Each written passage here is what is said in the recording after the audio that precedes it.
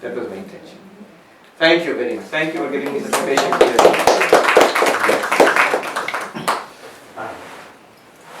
So, do we have questions? Yeah, of course. Anybody? Everybody has a About question. jnana, bhakti, yoga, whatever? Nothing? No, you said you spend less time on jnana, but I have some question about jnana. Sure. It's obviously jnana when you quieten the mind or thoughts. That is yoga. Quietening the mind, there are two ways. One is the path of knowledge and the path of meditation. I'm making a distinction. Usually they are combined, but I'm making a distinction. Okay. Yes. So by yoga also you quieten the mind. By yoga you quieten the mind. So obviously we cannot spend so much time meditating in caves our life. But is there a way of quietening the thoughts? You said stop the thoughts. And the yogi stops the thoughts. Yes. For us who can't do all those hours of meditation, Yes. can we stop the thought in some other way in Yes. daily life? Yes. And the answer I've already given you. You know the answer. Love of God. What will happen there is, then the thought will be about God, about Krishna or Durga or Shiva or whatever, in whichever form your Ishta Devata is. And that thought you don't have to stop. That is a wonderful thought.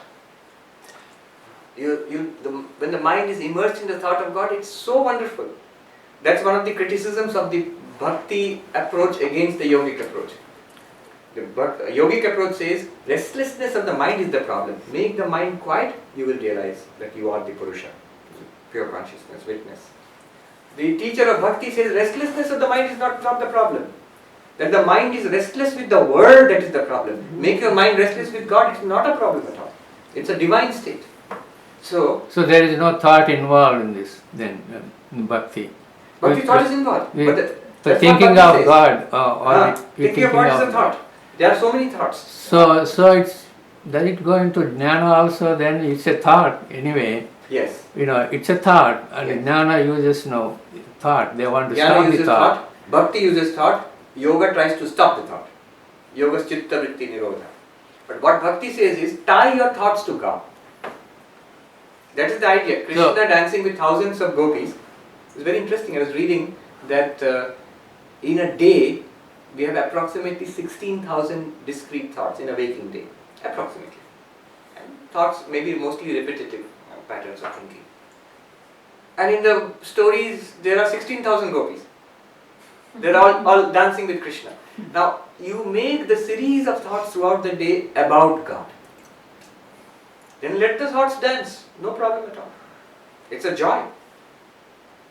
That's a powerful way of controlling the mind. The yogic way of controlling the mind is tough.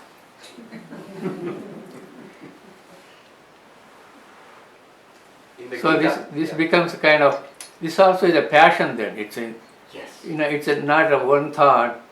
When the thought becomes so powerful and is a continuous, Yes. then it becomes a passion. Like you said, now you have to have a passion for jnana yoga. The fourth qualification is you have to have a passion for jnana. Yeah. So in a way, this thought also is a passion for bhakti or In bhakti, the passions are directed towards God. Passions are there. In all of us, kama, krodha, lobha, moha, they're all there. But they're flowing towards the world. You take it and direct it towards God. That's bhakti. Same force, the same power will be used. One Swami said, हम में तीन धारा है, the three streams which flow through every human being. ज्ञान dhara, karma dhara, or bhava dhara. Gyan dhara means what you know, the stream of knowledge, what you know.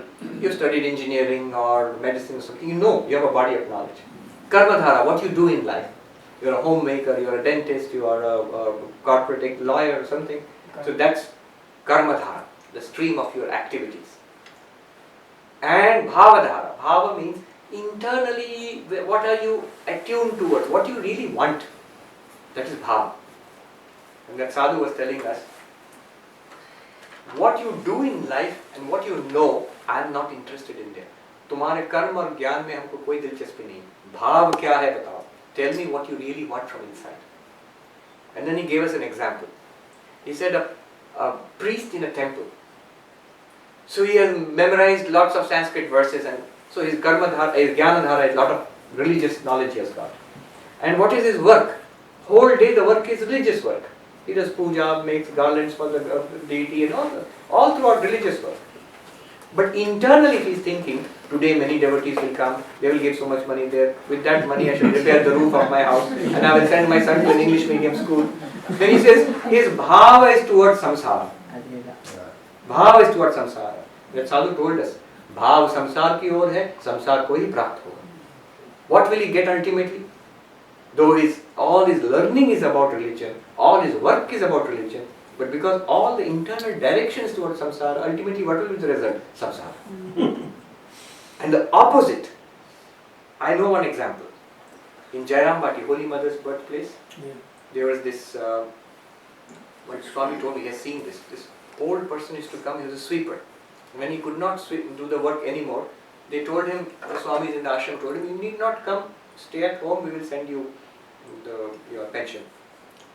And that old man said, no, I am not doing this for money. Listen, many years ago, when I was a little boy, I used to come to this ashram, and that lady was there, Holy Mother. She would sit here. I would see many people coming from different, from big city, Calcutta, and the monks would come, and the big babus from Calcutta would come, and they would take mantra diksha from initiation from the mother, and many of them would get visions of God. So many wonderful things would happen. So one day I went and asked. He was a very poor kid. He went and asked the Holy Mother. He said, I went and asked her, Amar kichu habe na, I will not get anything. He asked very shyly. And she told me, you will not have enough. Why not? You are doing work here, you will definitely get everything. Keep on doing what you are doing. That's all her instruction was.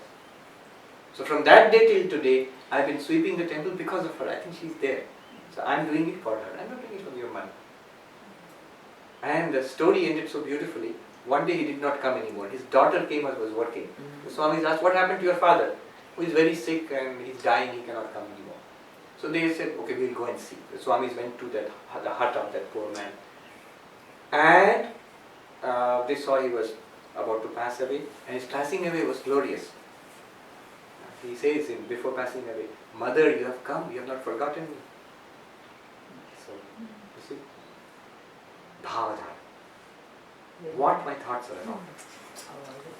What I want in life. Questions? The individual thought is so powerful in this case. Yes. It's a kind of a theoretical question. Now, we are 7 billion people or more. Collectively, there are groups, and if they think in a way negative thinking, and then the groups positive thinking, will they collectively have precipitate any action in this world? Well, I don't know exactly what to say to that, but one point that comes out of that is the company is very important. In Narada Bhakti Sutra, Satsanga is stressed again and again. And positively seek out the company of saints and holy people, religious people. If you cannot keep company of God through bhajans and nowadays music you can play, reading the lives of saints, so your mind is kept at that plane, in the plane of positive thought vibrations. Because negative thought vibrations are very powerful and are all around you. There is a sutra in Narada Bhakti Sutra which says, if negative tendencies are there in me, a ripple is there, they become a huge wave in the company of such people.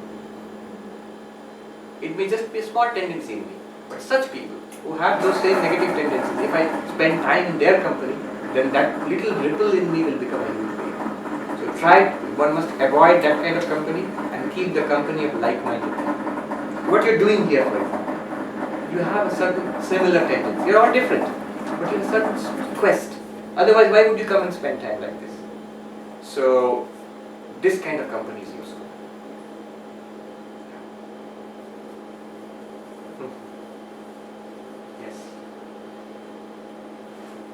you. Maharaj, you mentioned Nidhyasa, which is Vedantic meditation, Vedantic meditation. as opposed to, what is the difference between that and yogic, Patanjali meditation? Oh, there's a big difference. Vedantic meditation and yogic meditation is a difference. Vedantic meditation is by listening and to these truths that I am Brahman, by studying the Upanishads, Vedanta, by clearing up all the doubts through the process of Mananam, Shravana Mananam, I come to a conclusion, this is true. I begin to get it, that I am the unchanging witness consciousness. In all my experiences, I am an unchanging consciousness. I begin to get it. Once I begin to get it, the next step is to dwell on that conviction again and again, keep my mind there so that it becomes a living reality for me, not just an idea. That is Vedantic meditation. Basically, to dwell on that teaching again and again, to stick with that. That's called Vedantic meditation. Different from this is the yogic meditation, which wants to make thinking cease altogether. Quietening the mind. Here you cannot quieten the mind, you have to use the mind. You're intensely thinking about one thing, that is, I am that Brahman. Whereas in yogic meditation, there might be focus, but the focus on one thing, but the aim is not to think about one thing, aim is to stop that. Chitta vritti nirodha, the cessation of the modifications of the mind, that is yogic meditation. There is a fundamental difference. So yogic meditation, for example, practically, it's possible only when you are sitting in yogic and calmly and withdrawn from the world. Vedantic meditation, you need not withdraw from the world. One sloka we chant in all our ashrams, usually it is chanted before food. Brahma arpanam brahmavi, Brahma arpanam brahmanam, Brahmeva tena gantavyam, Brahma karma samadhina. Imagine a yajna, the fire sacrifice. The ladle with which you are offering the ghee in the fire, that ladle is Brahman. The offering into the fire is Brahman. The fire is Brahman. The one who is offering is Brahman.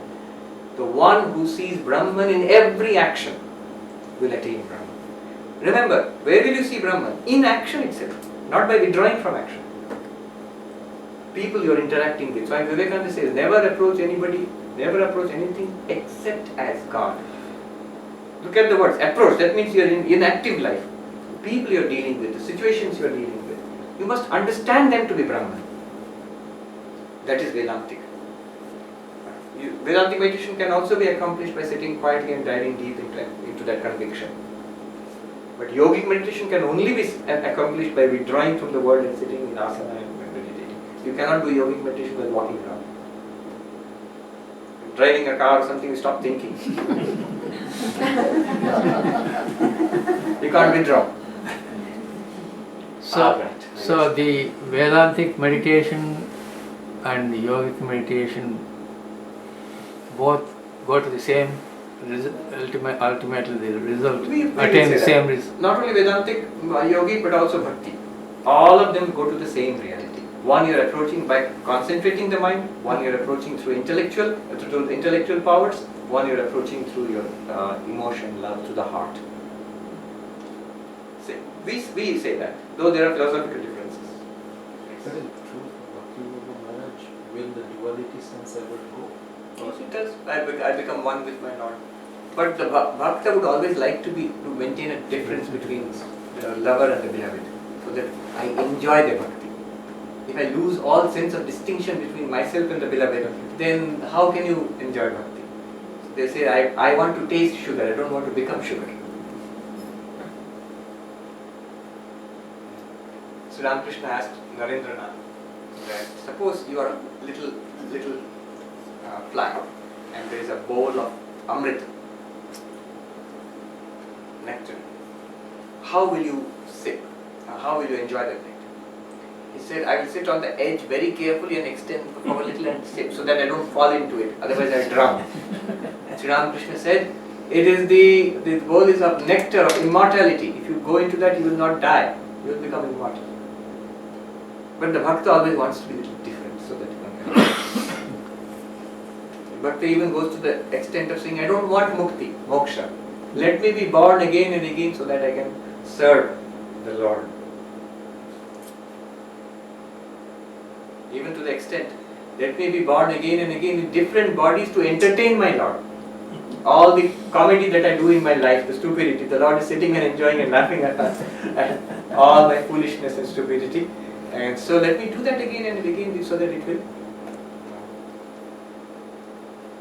entertain my Lord. Alright.